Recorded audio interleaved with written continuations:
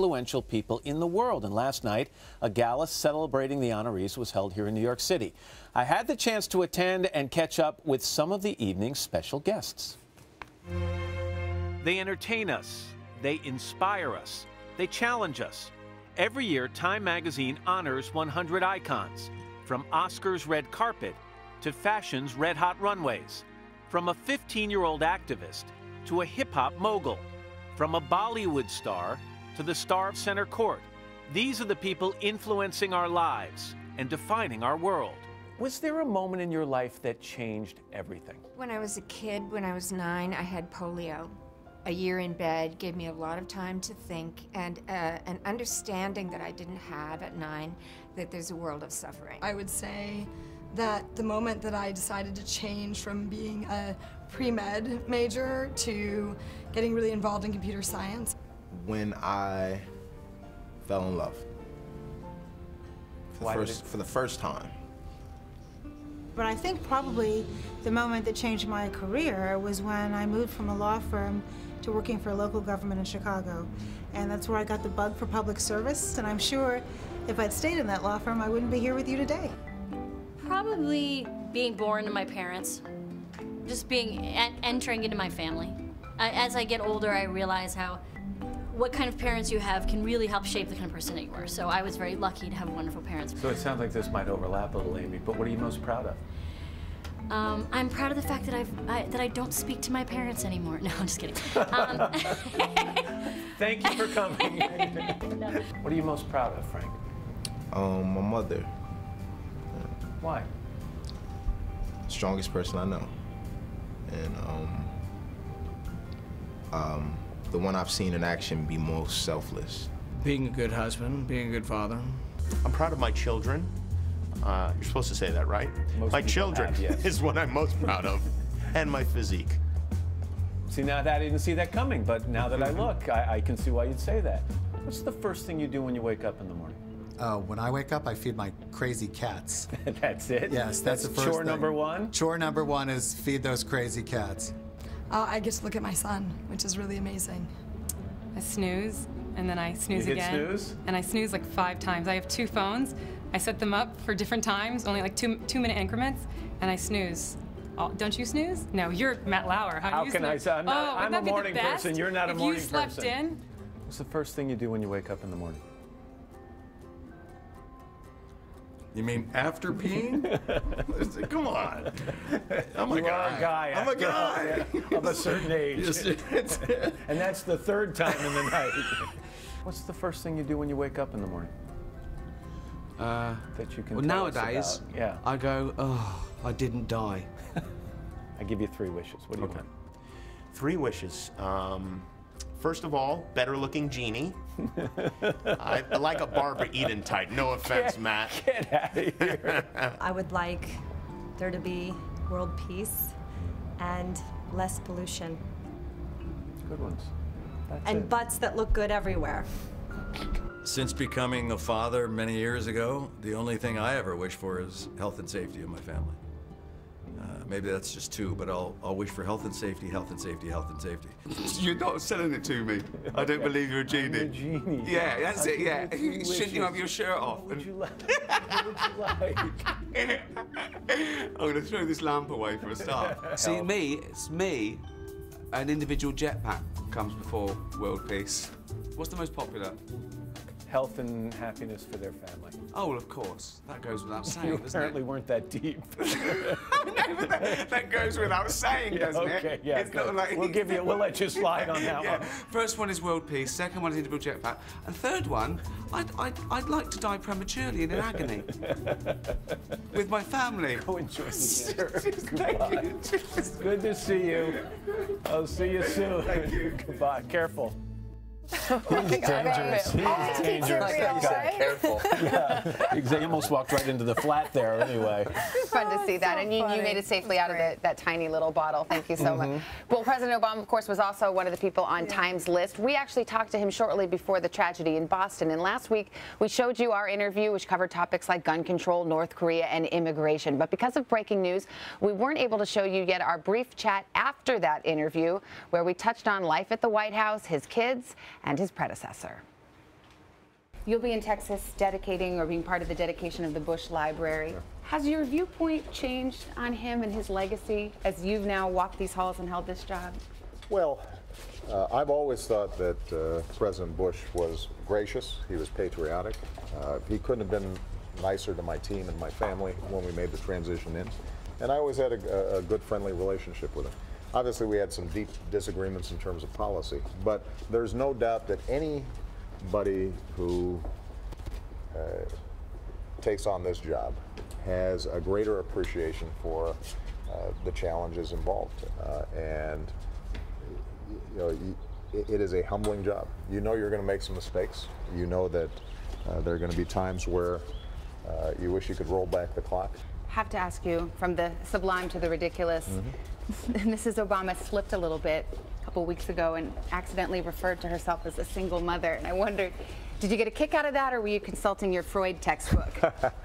You know, as somebody who has stumbled over my lines many times, you know, I tend to cut my wife or anybody some slack when it comes to just slips of the tongue. But there's no doubt that there have been times where Michelle probably felt like a single mom.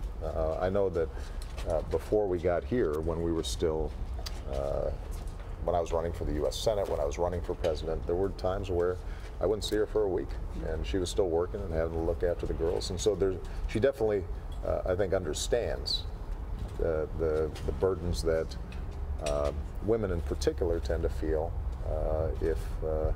if they're both responsible for child rearing and they're responsible for working at the same time. What did you think of her mom dancing? Do you have dad dancing that can give it a run for its money? You know, she consistently maintains, and I don't argue with her, that she's a better dancer than me.